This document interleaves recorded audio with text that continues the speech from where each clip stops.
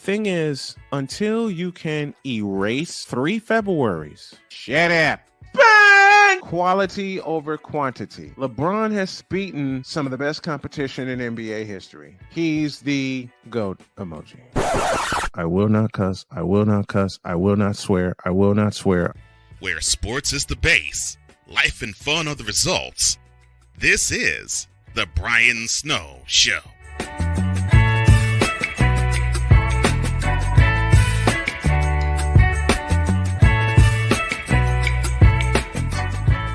I will not cuss. I will not cuss. I will not swear. I will not swear. I will not swear. I will not swear. See, I do that, and that happens. I forgot to push the wrong button. Good afternoon, everyone. Welcome to this edition of the Brian Snow Show. Happy to have y'all with us. Oh, it's been a crazy morning. Been a crazy day. It's a beautiful day outside. It's about 81, 82 degrees here. And I got football talk on the docket. Matt Taylor will join me in just a few moments. And then my Chicago Bears insider and my good friend Victor Locke will join us from the Windy City to talk all things Bears and how they're going to do this year. Now, since it's going to be a football weekend, we touched on it this morning on the morning show. There's a fellow named Aaron Rodgers who signed with the New York Jets, or let me correct my sentence, who was traded to the New York Jets. And for some reason, they decided to put them back on prime time. Let that sink in. Aaron Rodgers, New York Jets, primetime football. They don't do the full schedule release until 8 o'clock tonight. That's when we can really break down and digest what this season's going to be. There's so many international games it's not even funny. Germany, England, where else? Let's take a look at him while I wait for Matt Taylor to come on from the capital city. Man, you know, I would do this the way I do it during the morning, but trying to be a little refined here this afternoon. But who wrote this stuff? There are 5 games for the international series, and one of them I can tell you will take place November 12th when the Indianapolis Colts will take on the New England Patriots. I'm looking dead at it here on my other monitor. I'm not making this up. Matter of fact, the entire Colts schedule, we can tell you the opponents. They're at and it's a home game for New England in Frankfurt, Germany. I said London. I'm wrong. I'm always wrong. Frankfurt, Germany. Then we go to Cincinnati, as my wife is laughing in my ear, and she just said, "Mister, how many times have I told you that?" A lot. And I was wrong here. They go to Cincinnati. They go to Atlanta. They go to Baltimore. Charles Faulkner will be happy with that matchup. And they go to Carolina. And they go to Houston. Their home dates are with Houston, Jacksonville, Tennessee. They get to see Brownie the Elf and the Cleveland Browns. They get a home date with the Pittsburgh Steelers. They get a home date with New Orleans and Tampa Bay, not to mention home dates with the Las Vegas Raiders. I nearly said Los Angeles Raiders. And the Los Angeles Rams. All home games will be at Lucas Oil Stadium in Indianapolis, Indiana. And let me thank the folks with the Indianapolis Colts for helping us at Snowman Multimedia cover the team. As I mentioned, Matt Taylor will be along in just a few moments. Their other road games, they're at Jacksonville and they're at Tennessee. They're at Jacksonville and at Tennessee. All right, we are ready to talk about the Indianapolis Colts. And let me welcome the one, the only play-by-play voice of the Indianapolis Colts and my good friend, Mr. Matt Taylor. Good afternoon, Matt. How are you? Hey, good, man. How are you? I'm doing good. Good to have you again. Yeah, absolutely. Weather's beautiful here. It's like 80 degrees Yep. in Indianapolis. Life's pretty good here in the spring. Yes, it is. 81 degrees here. I'm not far from the capital city. Speaking of which, let's dive into it. You get an international game this year in Germany against the New England Patriots. And I know the preparation when the time comes for that is going to be absolutely insane. No doubt about it. It's going to be fun. It's going to be fun, though. I mean, certainly a lot of logistics to work through between now and then with getting over there and getting set up and making sure everything happens without a hitch. But, once you're there, it's going to be fun. I mean, I don't know when in my lifetime, I would ever be able to land a trip to Germany. So to be able to do this within a working environment and see an NFL game at the same time, and witness another chapter of that rivalry between the Colts and Patriots. I mean, it's pretty cool. Pretty cool. Pretty excited about it. Frankfurt, Germany, the site. First time the NFL is going over there to that city. Mm-hmm. Last year they were in Germany, but it was in Munich. Yep. And so this time around in Frankfurt, they're going back to back weeks 9 and 10. The Colts are the second of those 2 weeks playing the Patriots. And the best part is the Colts don't have to give up a home game to go over there, right? So if you're a season ticket holder or you just love coming to the games, you still get your 9 trips to Lucas Oil Stadium and your afternoons in Indianapolis. So really, really exciting and fun trip ahead for the Colts. And the fact is they kind of catch a little bit of a break in the sense that they play 9 home games and only 7 true road games. Right. And they don't have to play the Patriots in Foxborough, obviously a very difficult place to play. But Yes. that being said, it's a fun little piece of the schedule that was announced a couple of days ago, and then we'll get the full slate later on tonight. Yeah, some of the games I was just going over the schedule. You go to Cincinnati, to Atlanta, to Baltimore, and to Carolina. So you get a chance. You get a chance to see a lot of the rookies that were drafted, including C.J. Stroud, who was drafted ahead of Anthony Richardson. So there are a lot of exciting matchups on this schedule this year. There are, and the funny thing about the schedule is everybody says, well, if you look at it on paper, it's pretty easy. The Colts have a cakewalk of a schedule, and that there's something to that, I suppose. The Colts have the fourth easiest schedule based on strength of schedule and the results from last season. But I guess I would just say, the only way to sort of combat that is to say, I mean, it's the NFL. I mean, everybody's pretty darn good, and Yeah. all these games, regardless of record, with the teams involved. I mean, they're all going to the fourth quarter, and they're all decided by one score. I mean, last year the NFL set a record last year for games decided by 8 points or fewer, Right. with 156 of them throughout the course of the season. And the Colts are kind of like case in point, walking proof of that. They lost 6 games last year by 7 points or less. They lost 3 games by 1 point. So I know what the schedule says. A bunch of teams that finished under 500.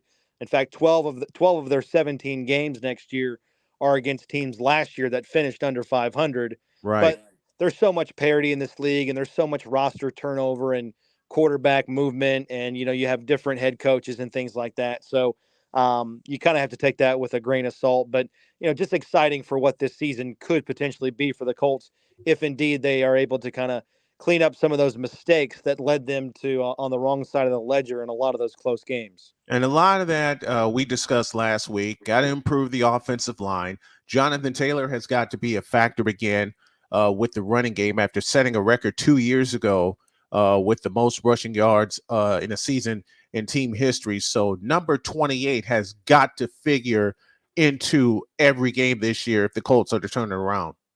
He's got to be part of that. Anthony Richardson's going to be part of that running game if indeed, in fact, he is the starting quarterback either at the beginning of the season or near the top of the schedule. But to me, it's just the biggest things. It's about situational football. The Colts got to get better across the board in basically every offensive category in situational football. Third down, scoring, protecting the quarterback, giving up the 60 sacks last season. Red zone, just awful on both sides of the football inside the red zone on both offense and defense. They were not very good in the fourth quarter on defense, not very good on the fourth quarter in scoring the football. Anything that can be cleaned up on offense needs to be because of just how far they fell towards the end of last season with the running game, being able to protect whoever was back there at the quarterback position. So again, and it's crazy to say that the Colts were in a ton of games last year despite being bad in situational football. If they can clean those things up, I still think this is not a 4-12-1 season or a team, I should say, in relation to their roster. They have too many good football players in the primes of their career for them to show out and give a 4-12-1 campaign like they did last year. But you are what your record says you are. That's why they got Anthony Richardson now, because they picked in the top 5. And now it's all about kind of hitting that reset button with Shane Steichen here. Here's the one of the things that Jody and I watched all the games last year, and we listened to you and did a fabulous job last year. But there was one thing you kept harping on in every single broadcast: third down football, offense and defense. I don't know. I can't tell you how many times I've heard you say, here's a chance, especially defensively, for the Colts to get off the field. And it seemed like 90% of the time that they had a chance to get off the field. And that began in week 1 against Houston when Houston zipped out to a 20-3 lead and it wound up being a tie. I don't know how many times I've heard you say, my friend, here's a chance for the Colts to get off the field. And that began in game 1. We're talking about third down defense. And it just seems like each time, whether it was a 3rd and 1 or a 3rd and 15 or sometimes a 3rd and 20, Jacksonville come to mind, and they just couldn't get off the field. Mm-hmm. No, that's it. I mean, defensively for the season last year, in totality, they put up a decent number on third down, but it really sort of fell off a cliff towards the end of last year. I mean, for the season, they ranked 10th in third down conversion rate on defense, but their last 4 opponents were 40% conversion rate, which obviously is not going to be anywhere near an elite number in the National Football League. To me, the biggest concern on defense was red zone. Just teams just so routinely and seemingly easily scored touchdowns against the Colts. They were dead last in red zone defense last year, giving up touchdowns darn near 68% of the time. In fact, their last 7 opponents converted 20 for 26 red zone touchdowns against the Colts, which is 76%. I mean, that's got to be cleaned up. And then again, just fourth quarter defense. You had the debacle in in Minnesota. You had the debacle in the fourth quarter against Dallas. Couldn't hold on to that 2-score lead against Houston in Week 18.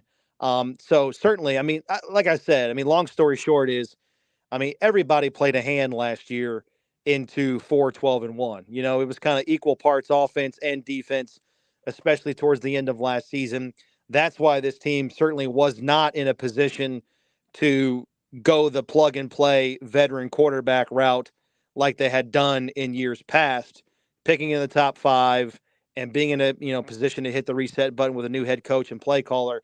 It was paramount. They drafted a quarterback this year that they were convicted in, and that conviction guided them to Anthony Richardson.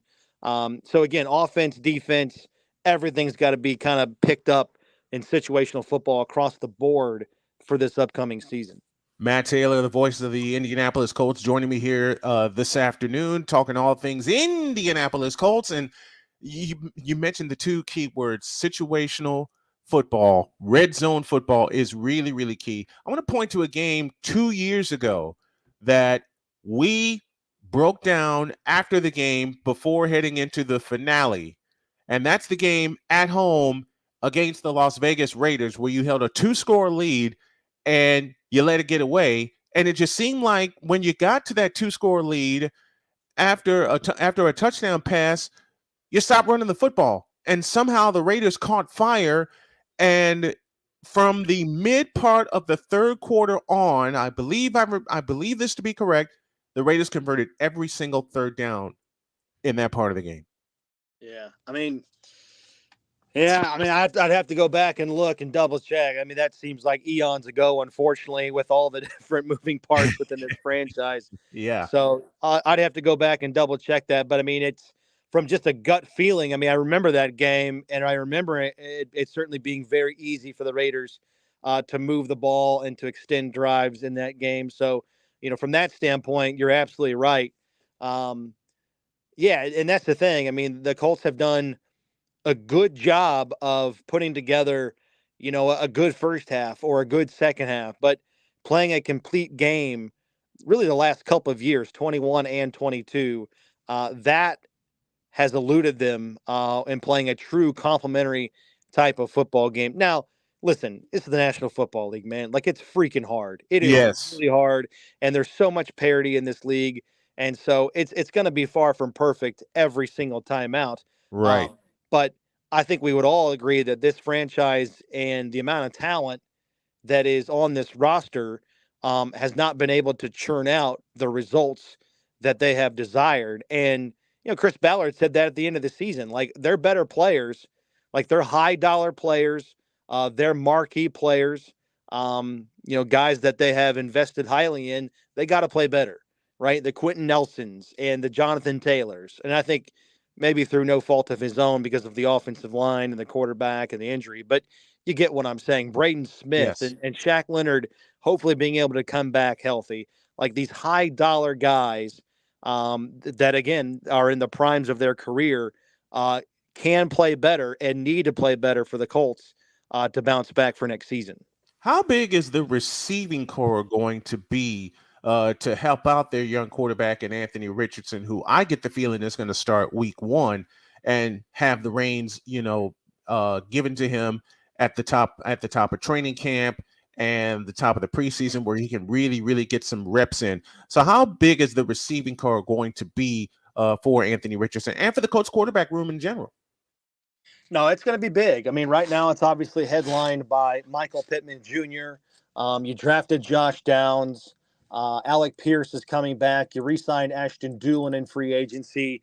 But again, any part of that passing game needs to be looked at, and it needs to be, highly scrutinized. And that's what the Colts are trying to do for this upcoming season, is get that passing game to where it needs to be, because that's just, honestly, that's been the part of their offense that has failed them in years past. I mean, the Colts only have 5 100-yard receiving games by players in the last 2 seasons. 4 of them are by Michael Pittman Jr.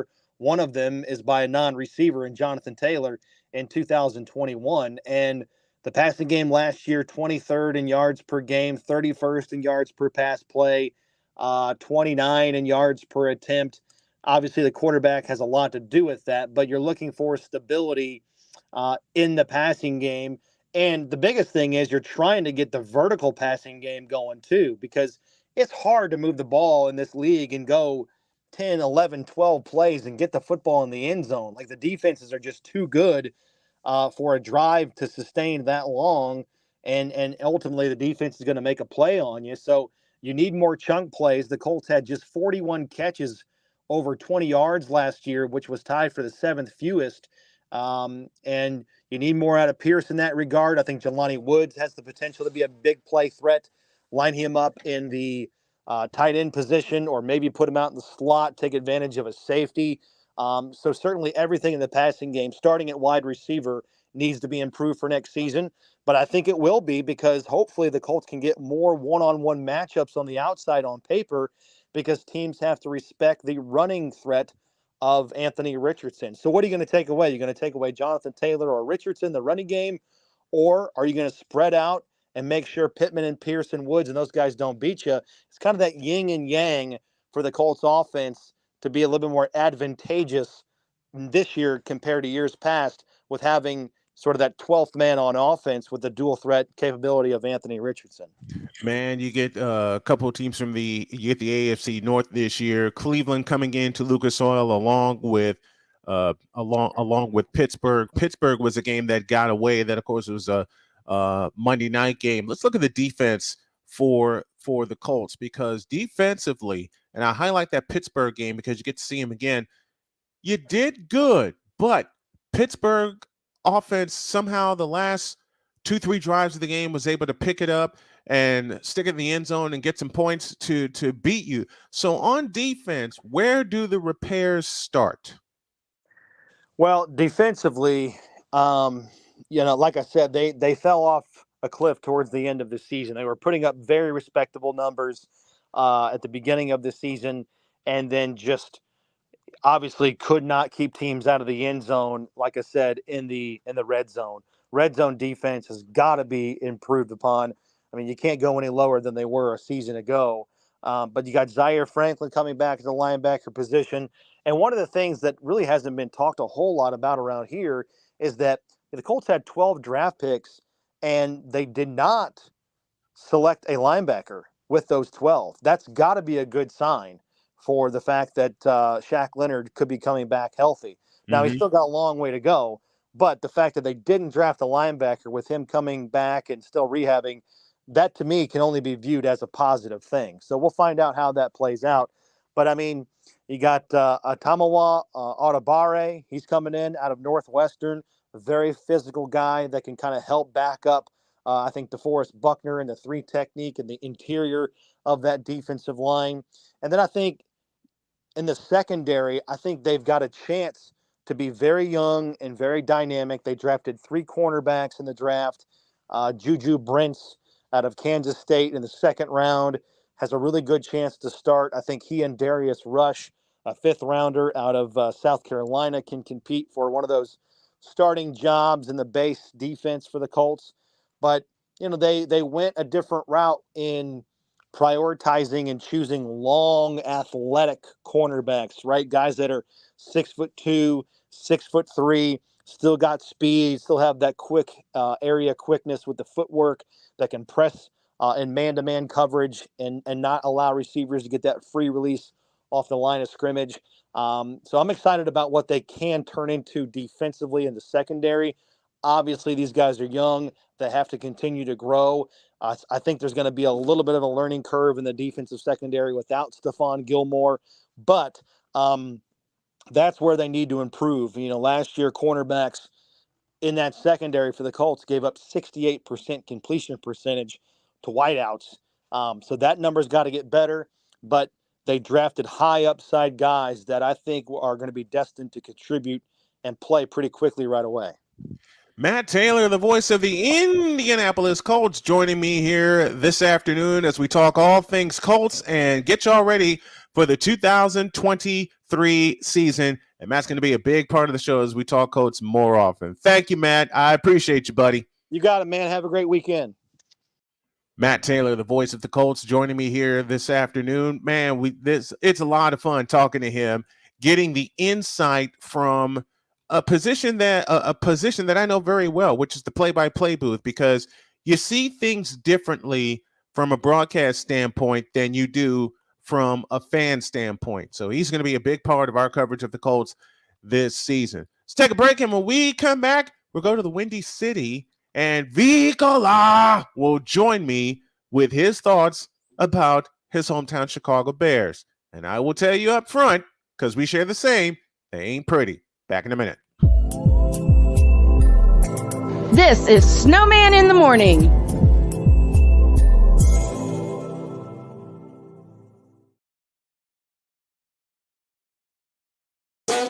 The original Think Drink is back.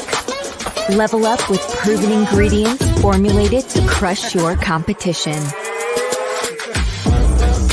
No gimmicks, no jitters, no messing around. Just high-potency results that keep you moving day or night. There's a new nerd in town, and we came to play. Nerd Focus. Smarter than energy. One of the great things about ordering meals from Mother of Macros is that you can do it from the comfort of your own home. Click the national or local delivery link to access the menu, and we'll ship the meals right to your door.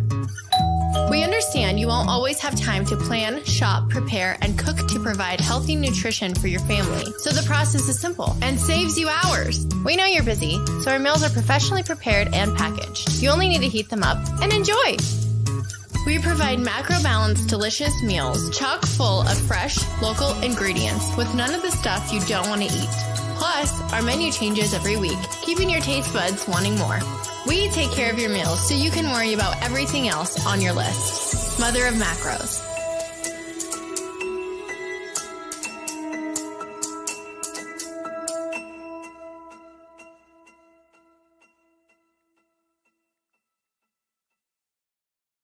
This planet has been great to me.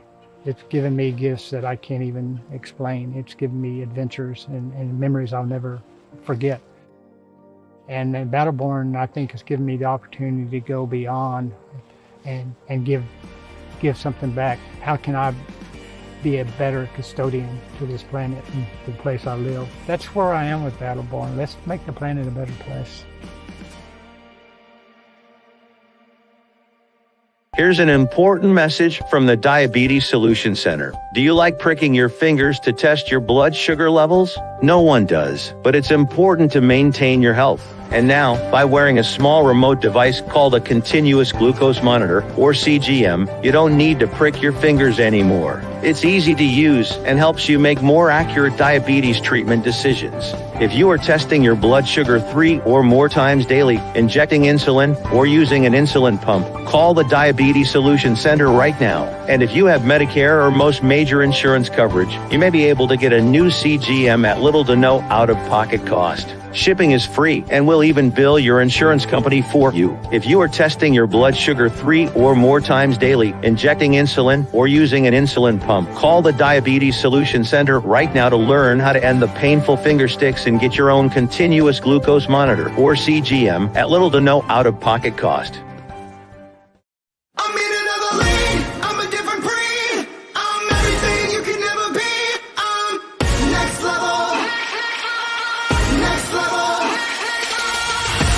Thursday nights are wrestling night on CSTV. Tune in every Thursday night at 7 p.m. Pacific to see all the amazing Next Level Pro Wrestling stars on Thursday Night Throwdown on CSTVNow.com and the CSTV app on your Roku device.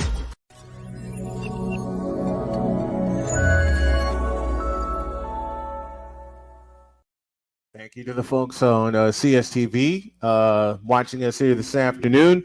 CSTV streaming serving Nevada, streaming the globe, and don't forget Next Level Wrestling Thursday Night Throwdown with the Next Level Wrestling is due tonight, 10 p.m. Eastern, 7 p.m. Pacific time. All right, Zoom parody host Omar joining us via YouTube. Thank you, Hawk TV, Ryan McCarthy, a couple of the usual suspects. And speaking of the usual suspects, when are the usual suspects for the Chicago Bears going to get it right, if ever?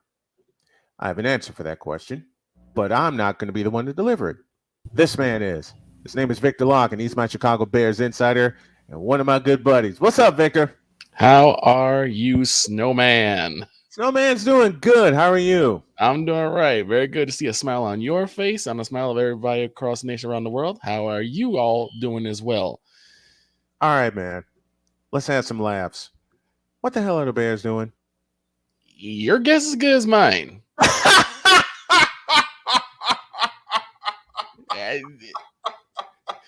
That's like asking me to solve a Rubik's Cube in 30 seconds. And that ain't going to happen. I don't know what you want me to do. Actually, folks, he actually threw a Rubik's Cube reference at me because he knows how much that thing drove me absolutely insane. Hey, one of the ways I used to solve Rubik's Cube, slowly and very carefully unpeel all the stickers off of one side and put it all on the other. Yep. No difference. But these ain't stickers. These are football players. Yeah. The prize of which is Justin Fields, of course. But I borrow a phrase from you, my friend. There are 300-pound turnstiles, a.k.a. mannequins, a.k.a. makeshift offensive line, in front of Justin Fields, and they haven't solved that problem yet. And I cautiously put the word "yet" at the end of that sentence. And you would think the draft would have been where they would at least address some of the problems. I mean, at least, thankfully, unlike the Cowboys, the first round pick that they had, they actually did get an offensive lineman. Now, that thing was the the best pick, no, I probably went Skoronski. But you know what? They I was addressed looking at Skoronski at Northwestern from you guys because psychologically he would get to stay home. Yeah, you be in Evanston. And usually Chicago homegrown picks usually do rather well. Corey Wooten, perhaps. Yeah. So it was like Corey Wooten stuck with the Bears 5 years. Yeah. And Wooten played at Northwestern. So that would have been a perfect response for the perfect first round pick. It would have been a perfect message to our enemies to the north. I'm talking about, of course, the Green Bay Packers. Of course. That, hey, now that your boy is gone, we're going to start stocking our group and we're going to come for that crown. And then they didn't pick no more O-line after that. They went strictly defense, which their defense is fine. And then there's the conundrum you and I have talked about offline all the time in the Detroit Lions. The Lions have looked their best at the tail end of last year, and coming into this year, they're projected to win their first division title since 1991. As JR would say, it's a good thing that, I'm wearing a dark suit. Or in this case, wearing brown pants, because the Lions, for me as a football fan, they excite me. Mm-hmm. As a Bears fan, they scare me. Because and as an analyst, they do both. Yes. Because from the realm of old school smash mouth, run first football. Barry Sanders, anyone? There you go. That's exactly where I was going to go. Barry Sanders, Walter Payton. And here's a name people hate when I throw on the list, but I'll throw him on here anyway. Roger Craig, anyone? Roger Craig. Emmett Smith. And for my beautiful wife who's pushing the buttons this afternoon, Jonathan Taylor from the Colts. You can also throw in the likes of, say, Jerome Bettis. The bus. LaDainian Tomlinson. I mean, LT. The offensive LT, because the defensive LT is one of the greatest of all time, of course, in Lawrence Taylor. Yes. But see, running the football. Yes. Jamal Anderson from the Falcons. Thurman Thomas from the Buffalo Bills. And the Bears for the past decade have had some amazing running backs. Thomas Jones, Cedric Benson. Matt Forte. How many times have we watched the Bears game when Matt Forte was with them and we just kept chanting, Bears would get close to the goal line, especially that 2008 season, and we just kept chanting, Matt Forte. It was the time he needed to touch the ball 3 yards away from the end zone. And I mean, in the O-line back then when Matt Forte was, the tailback, or even taking like Thomas Jones, James Allen at one point, you had a really stout offensive line. Of course, I always look at the leader of that O-line, Olin Kreutz. The Hawaiian heartthrob. Is like there's a name, Ryan McCarthy chiming in. Curtis, my favorite, Martin. Yes. So you look at all that. How many times have I used that name with some of the names that we've had over the years? So you look at all that and you're wondering, why did the Bears deviate from that? Why did they deviate from smash off? I mean, Lovie Smith football. What did Lovie Smith always say? Get off the bus running. Mike Ditka, same way. Like, why did we deviate from that? You know why? They picked up Jay Cutler and thought, okay, all our problems can be solved through the air. But even with Jay Cutler, Matt Forte was still a great foil for him because they ran play action. But see, why didn't they use him in that format? They used him. Take Matt Forte going to Ryan McCarthy's Jets.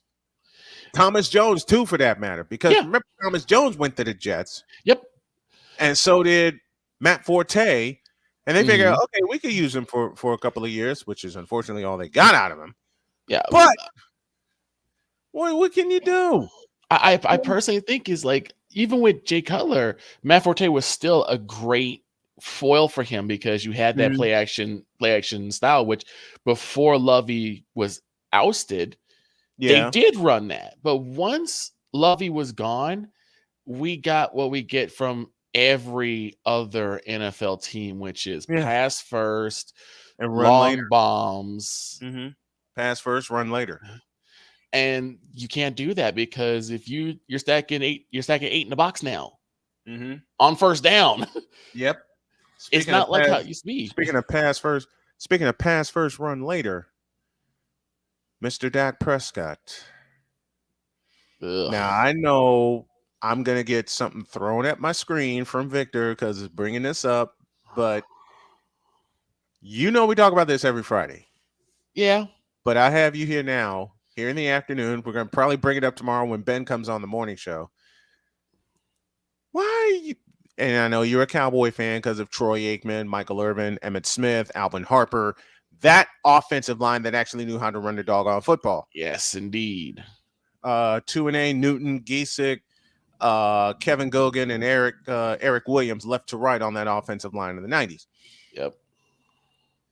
Why is Pennywise, to use your word? Pennywise, a dancing clown. Because every time you use that word in the chat, I start laughing. Yeah, because Pennywise, the dancing clown, trusts Dak Prescott more than his running game. Why is that? Well, they have to find a way to justify overpaying Dak. That's why. Because once Dak got paid, which I didn't mind because Dak was making numbers. So I didn't mind that. But now what they do is they sacrificed their season. They sacrificed running the damn football. Right. They sacrificed their season. They sacrificed 2 seasons. Yeah. Because remember, the last 2 times they got in as wild cards. And who'd they lose to in the wild card? A team that actually runs the doggone football. Exactly. Well. And you have Ezekiel Elliott, who can run the football. All I can see is Ezekiel Elliott at center getting blown to smithereens by Drake Greenlaw. Here's the doggone clown. That's why. Yes. Here's the real fun part of this. Mm-hmm. They came out with that formation, and of course, I know a lot of Cowboy fans are going to take off their headphones and turn down the volume, but it's got to be said.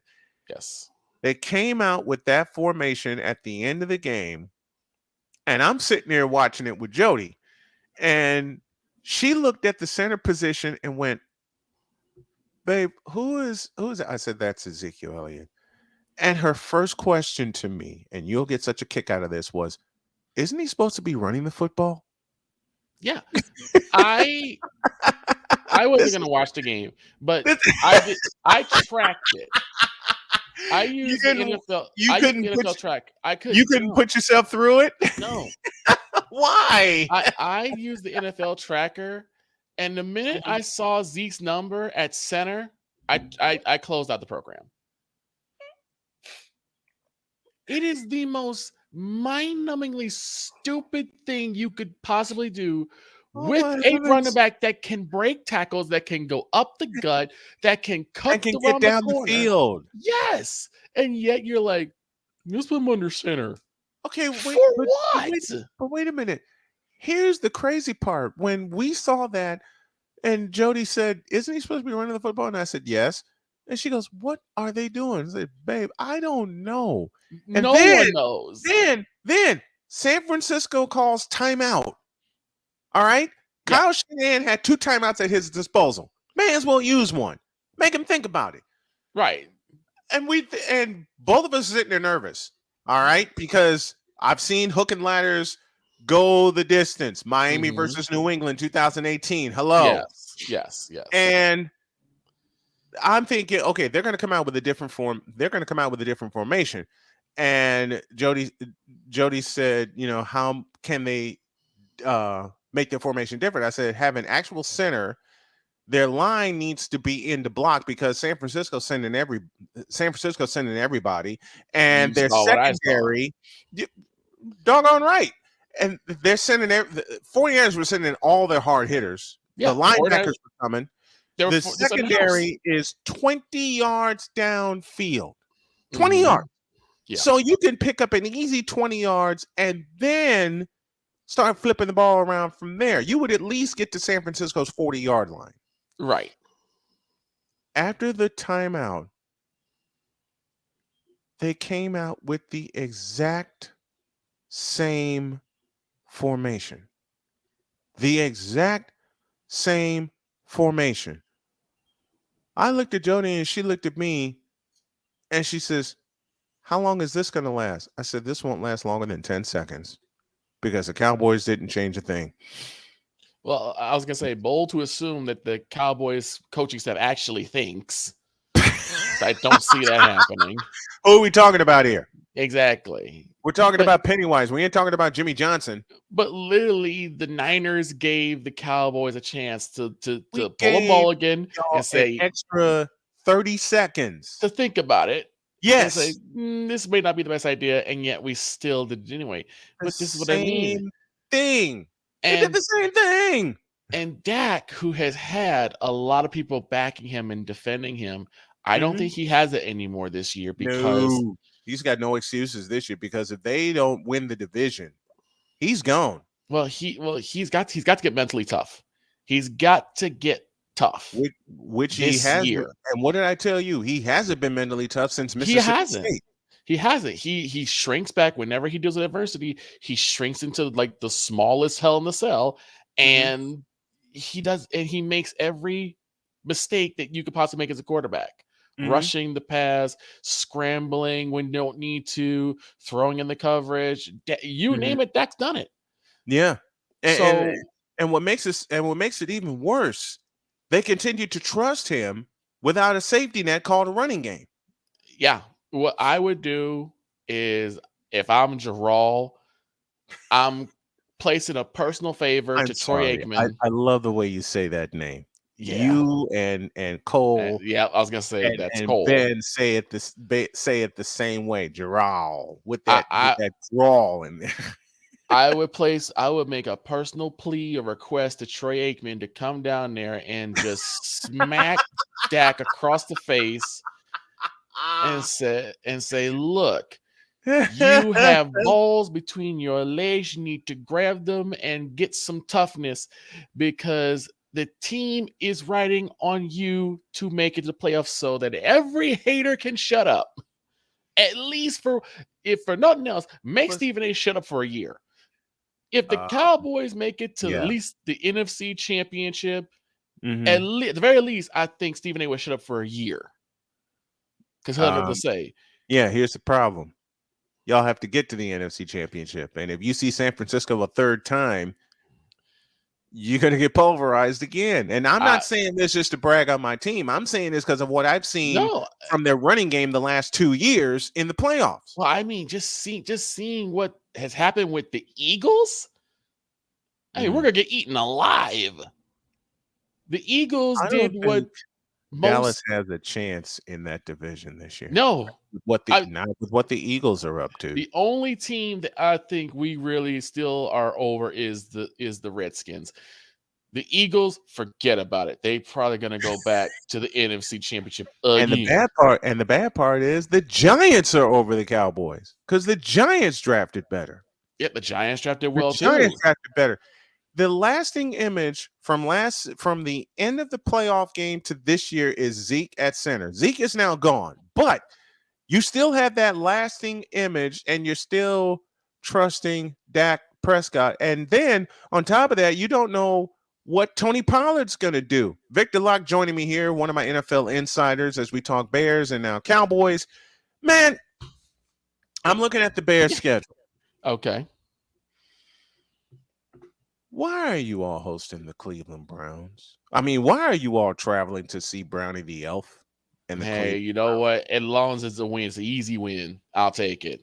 I know it's going to be an easy win because Deshaun's under center and they have no offensive line. I understand that, but I looked at the schedule. You go to the Redskins, you go to Tampa Bay.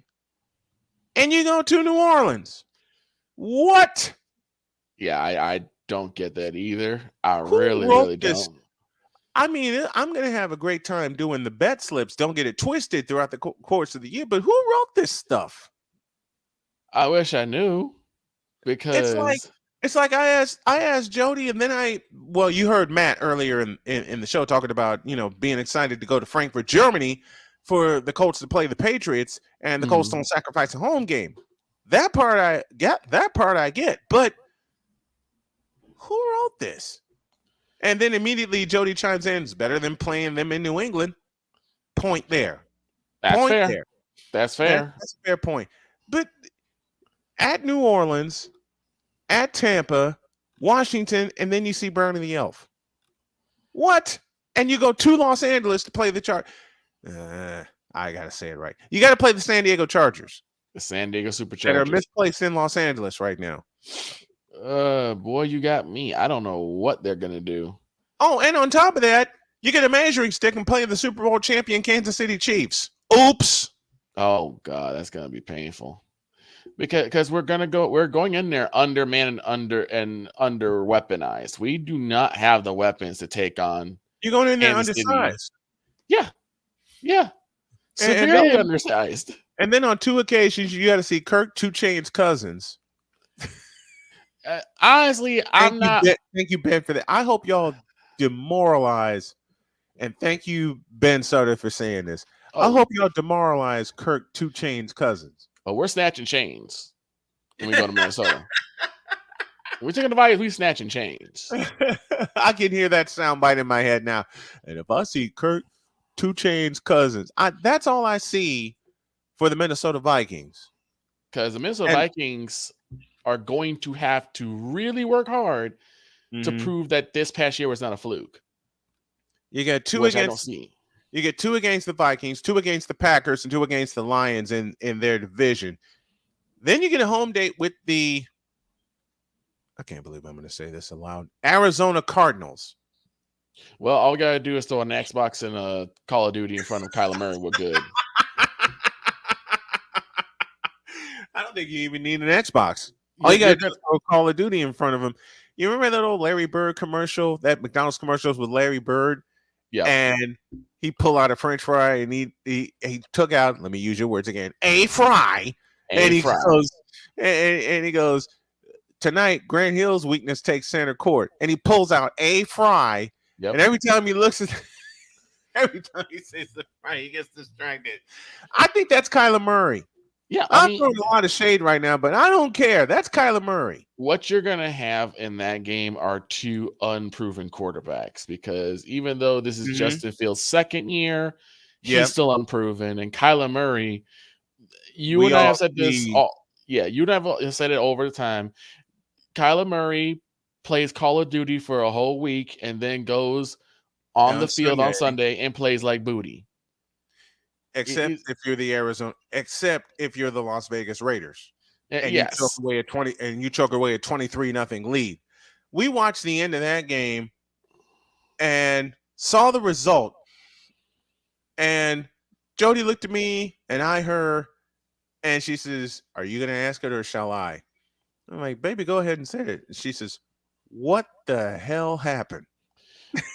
Well, we also have another running back that we drafted, as well as another wide receiver. So we do have weapons for Justin Fields besides one DJ Moore. Wait. I got to say this to you on the air. I said it to you off the air, and I made you crack up laughing, but I got to say this to you on the air. Y'all traded the number 1 pick for DJ Moore.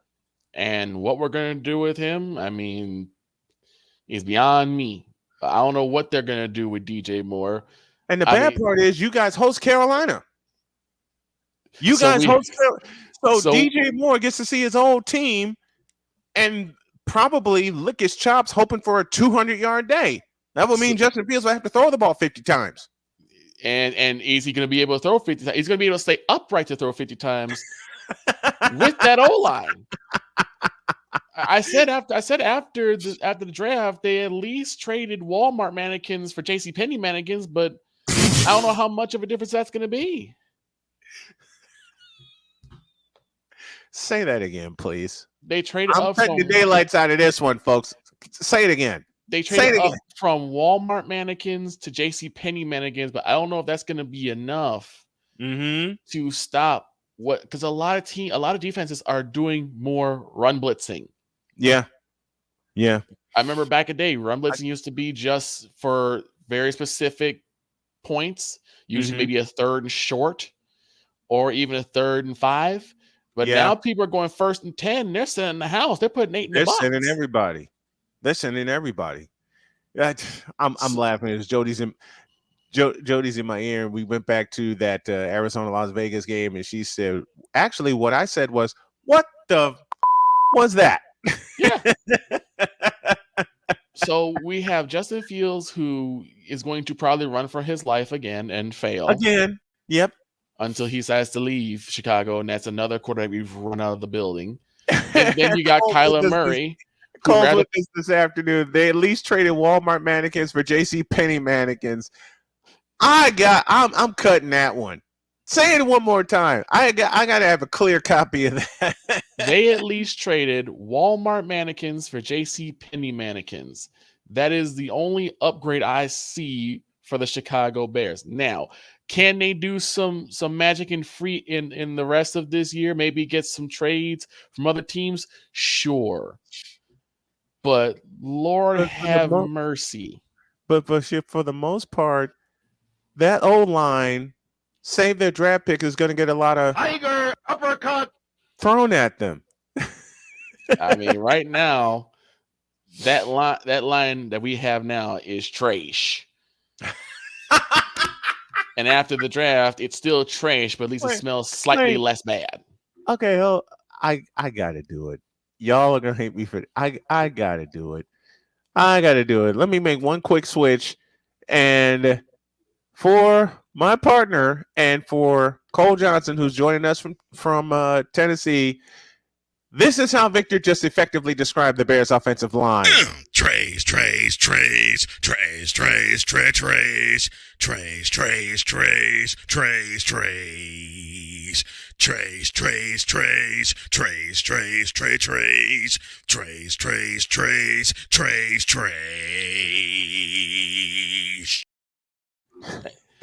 And with all the shade we throw at Tennessee, they also had a great running back in Derrick Henry.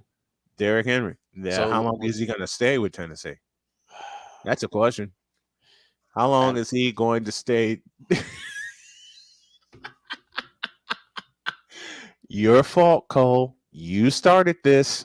This is something that NFL teams are going to have to realize, that they need to protect their commodities. Because we're not seeing that. Dallas is not protecting their commodities with Dak Prescott. The Bears aren't protecting their commodities with Justin Fields. Panthers didn't protect their commodities with CMC and with Cam. CMC is now heavily protected in San Francisco. Exactly. Just as Brock Purdy is going to be, and he's close to coming back to throw. Yeah, Cole, this is for you. How do we describe the Houston Texans, the Chicago Bears, and the Carolina Panthers right now? Trays.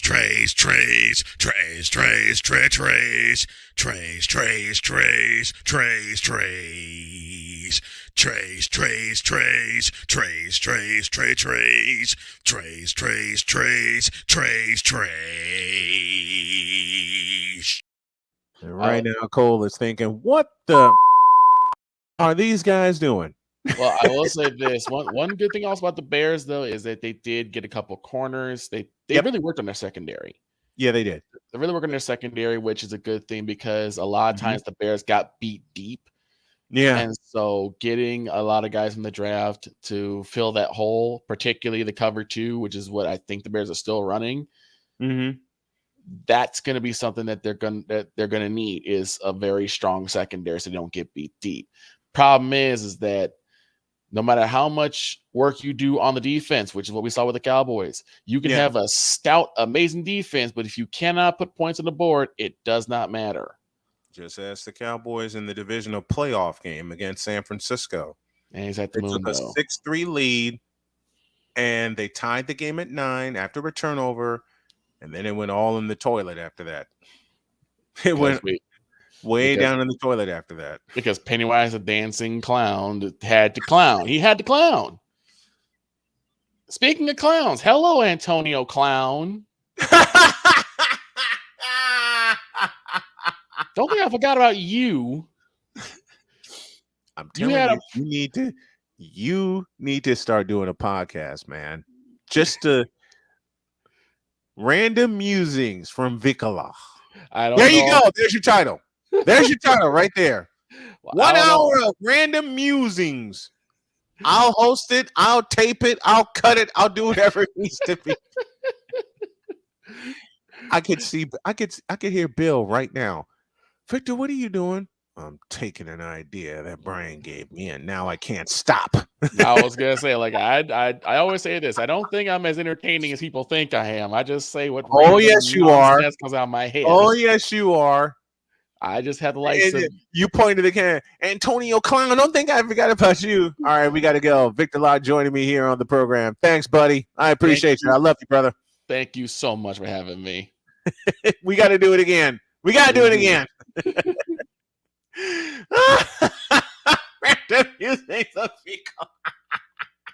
That's going to be a podcast. I'm telling y'all right now, that's going to be a podcast. Got to get out of here. I will see y'all tomorrow on a Friday edition of the Brian Snow Show. Don't forget, Snowman in the Morning comes your way 8 a.m. Eastern time tomorrow. I love you. God bless. I'm out of here. See you tomorrow.